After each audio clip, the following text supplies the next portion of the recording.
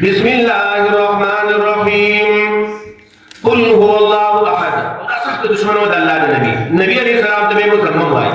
کله چې دا سره پیدا دي شوی دا او رامن دی وهلی سخت دشي جرأتمن د خزم وکنه او بهایا او بشرم هو راله په نبی علیہ الصلوۃ والسلام په ابو بکر صدیق سره نبی علیہ الصلوۃ والسلام داغه هغه ته کنځري پورې وراني باندې ویلي خو موږ محمد نه وای مسلمان وای د الله نبی ته مسلمان وای یعنی بد ویلي شوی دې ځدی باندې ویلي فلاتي نبی صلی الله علیه وسلم پراک چې کله روان شو له ابو بکر صدیق نبی علیہ السلام ته ویلي بڑی ځدی باندې وای چاته وای مسلمان ته مسلمان ته محمد الله دا خلم بل طرف ته واړول بسم الله الرحمن الرحیم قل هو الله احد دې ته سورۃ الاخلاص وای او دا هغه صورت دی چې دې صورت کوم په دې صورت کې نشته دا صورت ډېر عجیب صورت دی ډېر فضایل دې صورت راغلي یو صورت کې دې تسلسل القرآن ویل شوی دی چې دا د تسلسل القرآن سره برابر دی درې مې چې القرآن سره دا برابر دی او نبی علیہ السلام ویلي تاسو عاجز کیږئ د دې نه چې هر شپه تسلسل القرآن وایي درې مې چې القرآن تاسو تلاوت کوي قل هو الله احد الله الصمد حدیث معاذ بن انس رضی الله تعالی عنہ کې راځي چې دا سورۃ لس کړه چې څوک وایي الله تعالی په جنت کې کور جوړه قل هو الله احد الله الصمد دا هغه سورۃ دی چې د محبت باندې الله تعالی سړی جنت ته بوزي لکه یو سړی نبی علیہ السلام په سریه باندې مقرر کړی و دا دوه واقعات راځي ګوره یو امام و دی یو قوم یو په سریه باندې مقرر امیر صاحب او هغه به دا سورۃ په مانځ کې ډیر لوستل نبی علیہ الصلوۃ والسلام ته خلک راځي شکایت وکړي چې دا خدای یو سورۃ ده نبی علیہ الصلوۃ والسلام دا ولي وینا ول دي سره اسمان مینه ده و دې د امینه په جنت نه نواسي دا د جنت سورۃ دی ګوره جنت سره نواسي ولي دې الله تعالی توحید دی قل هو الله احد قل هو دا کوم دا هو زمیر شان دی مخکې مرجع نه لري یا هو زمیر چې دینه دا راځي دی او مذکور ته په سوال د کافرانو کې چاوي ته پوښت کړي سوال کړي چې موږ د خپل رب صفات بیان چې رب د څه نه جوړ نو الله وی قولوا دا چې تاسو یې ته پوښت کوي یا الله دا الله دی راځي په دریان باندې چې ګورا یو شی ته زمیر راځي کیږي دا موجود دا رنګي الله دا عالم دی نو مشته دی دا د الله تعالی ذاتین دی الله احد من الله تعالی یودی دشوی چې الله واحد الله یودی ځکه دا احد دش یو لفظ دی چې د دینه عدد شروع کیږي لکه احد اسلام ثلاثه نه ویل کیږي واحد اسلام ثلاثه ویل کیږي په دې عدد کې من الله تعالی یودی احد دا رد شه په هر قسم کوم مشرکان باندې په شمول د دهریانو باندې چې الله شته موجود دی ځکه نوم لري او احد یودی رد شه په هر قسم مشرکان باندې الله الصمد الله دې بیا حاجت صمد د دې ډېری معنی دي خو سم معنی دا د هغه ذات دی چې چاته احتیاج نه لري خوراک ته احتیاج نه لري هغه سردار دی چې په سردارۍ کې کامل شوی په علم کې کامل په قدرت کې کامل هغه ته صمد ویل کېږي معنا لنډ معنی د بې نیازه ذات دی بې حاجته ذات دی چاته ضرورت نه لري لم یلد ولم یولد لم یلد ندی الله تعالی څوک دی ګولې دی ولم یولد او الله نه چا پیدا کړی شوی دی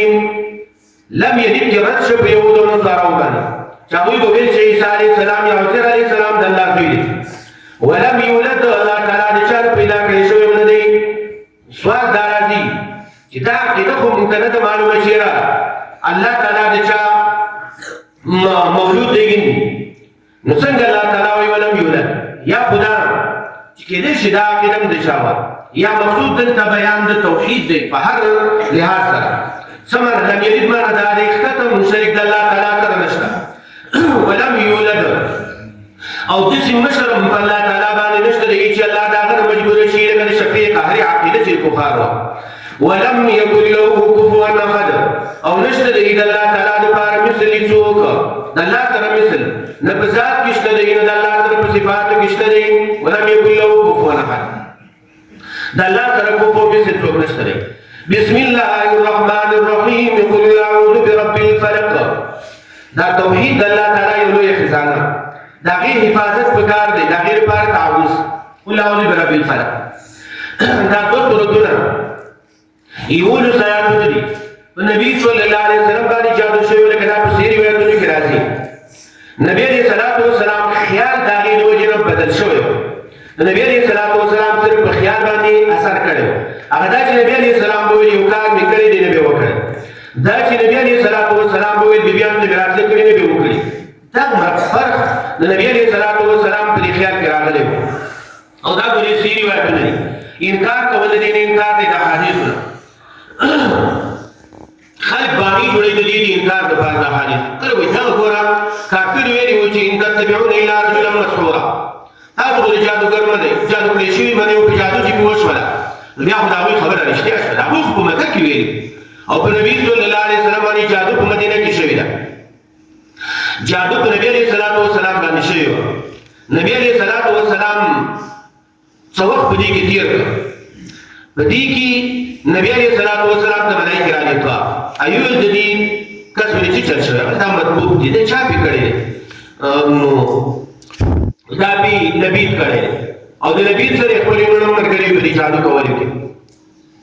دا يهودي ولې ابن عاصم یا وی منافق زه پی کړی دی دا جادو چیرته دی نبی دې سروان کې په چې شي کې دی د ګمنځ باغمنځ کې د نبی علیہ الصلوۃ والسلام د سر دا وختیو پاری کې دی دنه نبی علیہ الصلوۃ والسلام علی رضی الله عنه یو صحابت بدونور ولېګل خالد څو شیدارو باسي چې روي استلا جادو او یې جوړا د شو چې دا وبېت کسری ویلګه پشاند حنا لکه څنګه چې نه کریز نه کریزوږي د شستریو به لاندې پرې کوي کې کاټه ودانې د لاندې دا جادو پټ کړو او دا طریقې دي جادوګر جادو نبی علیہ الصلوۃ والسلام دا کوي راوړل نبی علیہ السلام چې وګړه پای کې تارونو پای کې یو له سوټي وي نبی علیہ الصلوۃ والسلام یو چوف کاوه په دی باندې او هټه وکړه په نبی علیہ السلام نبی علیہ الصلوۃ والسلام یې ځان لا تعالی روح کړل بس وګورئ دلته یو اشکال داخل کوي چې دا سورۃ الحمد دي کنه سورۃ الفلق او سورۃ الناس نو څنګه دا بیا نازل شو په نبی علیہ السلام باندې په دا وخت نو دې روایت کې اسما په خیال باندې الله اعلم خو دې کې دا نشته چې دا سورۃ په نازل شو بلکې ته وایي چې دا سورۃ ولده هغه د نزول مثلا سماع چې څومره کتل روایتونه په دې باره هغه کې دا دي چې نبی علیہ السلام په دې سورۃ باندې دا وکړ یا کله کله دې سوي چې نزول دای چې یو واقع پیښ شي بار نو دا دې لپاره یو سورۃ وخدلی شي نو هغه د نزول ویل کېږي کله کله دا معنی د نزول دی چې دا سورۃ د دې په اړه کې نازل شوې ده نو دا دې په اړه کې نازل شوې نه نازل شوې مخکې خو معنی دا چې دا د دې یو مصداق دی قل اعوذ برب الفلق د دې سورۃونو ډېر فضایل دي من جمله دا غي نه ده چې دا د سورۃونو د نبی عليه السلام ما باندې د شي آیاتونه راغلي چې د شي ما باندې مخکې د دې نه چې څه دي راغلي په تعوذ کې ورته په باب د تعوذ د تعوذ په باب کې دا د سورۃونو بهترین سورۃونه دي دا رنګ نبی صلی الله علیه وسلم په دې باندې ځان دماوه عائشہ رضی الله تعالی عنها فرمایي کله چې بیمار شو ځان یې نشه دمولې نو ما په دا سورۃونو دا په لاسونو باندې شو کول او بیا به په نبی علیه السلام باندې راخل نبی علیہ السلام چې ما ستورو دي کېدل دا درې وړو سورۃونه به رسول په لاس باندې شو کول بیا په ځان باندې راخل په سحر کې د دې سورۃونو رسول ماقام کې د دې سورۃونو رسول دا رنګ د تعوذ مبارک کې تعویذ چې یو سره ایمان تعویذ وکړه دا سورۃونه وایي کړه بس دا تعویذ نه کېسته کړه نور تعویذونه چې مګر ځه چې مولوی شه په باندې تعویذ وکړه دا سورۃونه وایي دا کېسته تعویذ نه کړه نبی علیہ السلام په مخ کې ډېر دعاګانې کولې تعوذ ډېر کلمات به ویل او چې کله دا سورۃونه نازل شي بیا نبی علیہ السلام دا ویل حسن او حسین به د مولوی رضی الله عنه نور د تعوذ ډېر کلمات راغلي خو بیا نبی علیہ السلام دا سورۃونه ویل دا ډېر کامل دي په دې تعوذ کې قل اعوذ برب الفلق هو یا ذبنا غړم پر رب د شلول باندې فلق شلول دی لګي چې شته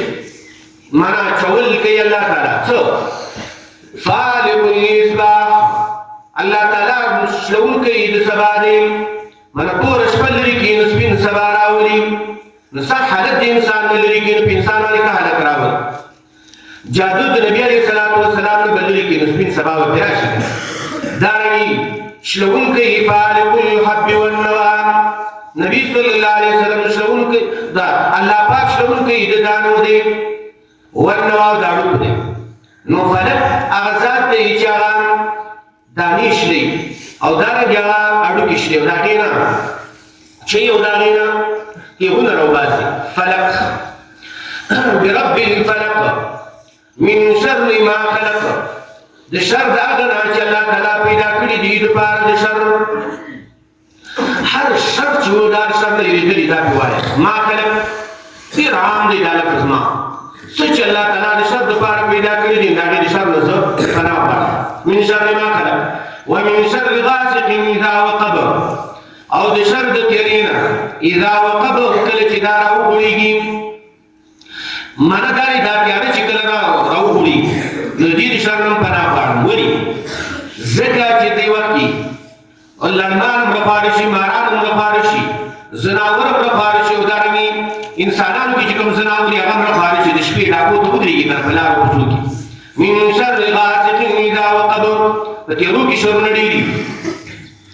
ومن شر النفاثات في العقد او د شر دغه نفوس نه چې هغه پوکوونکي فی العقد په غوټو کې ومن شر النفاثات معنی من شر نفوس النفاثات یا نفاثات سره تعبیر کوي ځکه چې دا کار چې دی دا د ښځو کار دی دا جادوګانې کول او کوډې کول او منتري کول دا د ښځو کار نه دی من شر النفاثات فی العقد په غوټو کې د جادوګرو طریقه دا وي چې هغه تارونه له غوټې ورکوي او په هغې کې دمونه کوي چوف پرې کوي چوفتو ځکه نفس هغه چوف ته ویلی کېږي چې لږې لږې لاړې ورسره وي دا طریقه من شر النفاثات فی العقد په غوټو کې دا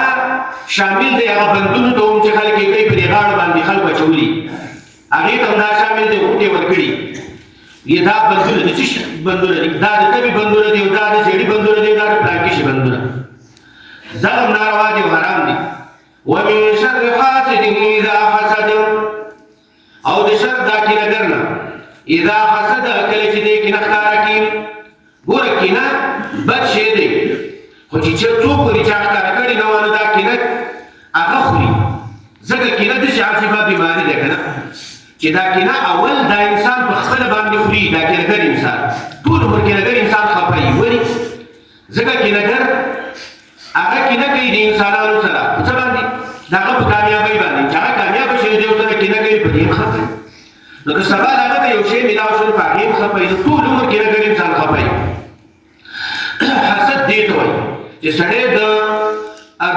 بل چا د نعمت د زوال ارزو کوي چې د الله تعالی دا نعمت واخیستلی شي من شر حاسد اذا حسد د سر د کینې کوونکي نه اذا حسد کله چې کینه ښکاره کړي چې نه وښکاره کوي مه کوه چې سوځي په خپله باندې به ځان نه سوځي په یو روایت کې داسې راځي چې کینه دا نیکیانې داسې خوري لکه اور چې لرګي خوري روایت داسې کمزوری دی بسم الله الرحمن الرحیم قل اعوذ برب الناس ملک الناس اله الناس دې د سورة الناس دی ځکه اول کې راځي ناس مخکې سورت کې قل اعوذ برب الفلق دا الله یو صفت ذکر شوی و مستعاذ به او مستعاذ منه چې د درې بیان شوي وو من شر ما خلق ومن شر غاسق اذا وقب ومن شر وڅلور من شر غاسق اذا وقب ومن شر النفاثات في العقد ومن شر حاسد اذا حسد خو چونکې هغه شر د دنیا شر نو هلته د الله د نومونو یو نوم ذکر شوی و صرف رب دلته د الله تعالی صفتونه درې بیانېږي او شر یو ذکر کېږي ځکه دا شر چې دی نو دا متعلق دی د دین سره نو دا ډېر سخت شر دی په نسبت د مخکني شر باندې بسم الله الرحمن الرحیم قل اعوذ برب الناس ووایه زه پناه غواړم په رب د خلکو باندې رب معنی هغه ذات چې هغه تربیت د مخلوقاتو کوي انسان یې د کوم ځای نه راروان کړی دی د کومو حالاتو نه انسان بدلی رابدلی دې حالت کې راوسوي چې هغې پیدا چې پیدا یې کړو بیا د هغه تربیت کوي په ورکوټوالي باندې د هغه ناشنا تربیت بیا چې دی نو لوی کي زلمی کې او بیا یې بوډا کې تربیت یې څوک کوي الله رب دا ذات یې تربیت یې کوي یو شی کمال کړ شي په مزه باندې څوک یې پوهېږي نه ملک الناس بادشاہ د خلقو دی واقدار دی خلقو دی انسانان دی الہ الناس او دے معبود د خلقو دی هر کله چې الله تعالی رب دی او مالک هغه دی نو الہ الناس د عبادت لایق هغه دی چې دا عبادت وکړي شي نو قل اعوذ برب الناس فدا غواړم پر رب د خلقو باندې ملک الناس چې بادشاہ واقدار د خلقو دی الہ الناس او معبود د خلقو دی من شر الوسواس الخناس د شر دا وسوسه اچونکي نام وسواس په معنا د موسوس دی یا من شر ذی الوسواس د شر د خاوند وسوسو نه الخناس چې په دې دون کې دی په وخت ذکر کې الخناس هغه چې په شا باندې سي کله چې الله تعالی یاد کړی حدیث کې راځي دا شیطان چې دی دا انسان په ځړ باندې خلټه مولوي نو کله انسان الله تعالی یاد کی نو دا شیطان چې دی دا خپل خلټه وباسي دې ځړنه او په شا باندې روان شو دا ویش او که انسان د ذکر نه غافل شي نو شیطان نورم دا خلټم په دې ځړ باندې مضبوط کی تر دې پورې چې انسان هغه بیا غافل کی د عبادت نه من شر الوسواس الخناس الذي يوسوس اشاره دې ته چې ګوري دا کمزوري دشمن دی په دشمنی سره په بل شي باندې نه کېږي الله په ذکر کې الذي يوسوس في صدور الناس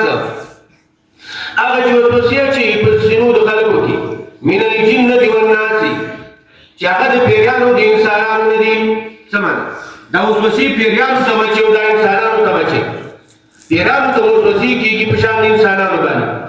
او انسانانو ته وسوسه لويږي یا من الجنه والناس دا وسواس دی دا د پیریانو نه به ځینې خلک شته چې وسوسې اچي والناس او په انسانانو کې هم داسې شته دی چې هغه وسوسې اچي خلکو ته خو شیطان هغې داسې اچوي چې انسان په بدن کې ګرځي او زړه ته ځان رسوي سینې ته ځان رسوي او ناس چې دی انسانان هغه خوا ته ناستي او تا سره به تا ته وسوسې اچوي د ویدنې د الله تعالی په باره کې وسوسې به چې مختلفې وسوسې دي بیا ذکر شوي په حدیثو کې باب الوسوسه کې تاسو وګورئ کتاب الایمان کې باب الوسوسه مشکات ډېرې وسوسې دي د الله په باره کې به وسوسه درچې لکه دا اولنۍ وسوسه ده بیا به د عباداتو په باره کې درچې د لمانځه په باره کې او د نورو شیانو په باره کې بیا به د طهارتونو په باره کې درچې لکه د دې او دا څه دپاره خپل شیطان دی ولهان ورته وایي او خنزه په نامه باندې چې هغه په اوداسه کې چې یو څه په مانځه کې چې نو دا وسوسې دي مختلف وسوسې دي ډېرې وسوسې چې انسانانو ته دا راغورځي من الجنة والناس د پیرانو نه او انسانانو نه دا وسوسې دواړه قسمه چې خو ګوره دا د پیرانو شیطان چې دی نو دا دومره سخت نه دی ولې ځکه د الله تعالی ذکر به وکړي څه به وکړي تعوذ به وکړي په الله تعالی باندې هغه به نه جدا شي خو دا د انسانانو هغه چې دا ډېر خطرناک دی ولې چې هغه سره ناستې که نه دوی چې اعوذ بالله من الشیطان الرجیم نه هغه به اعوذ بالله من الشیطان الرجیم نو جدا کېږي په څه باندې من الجنة والناس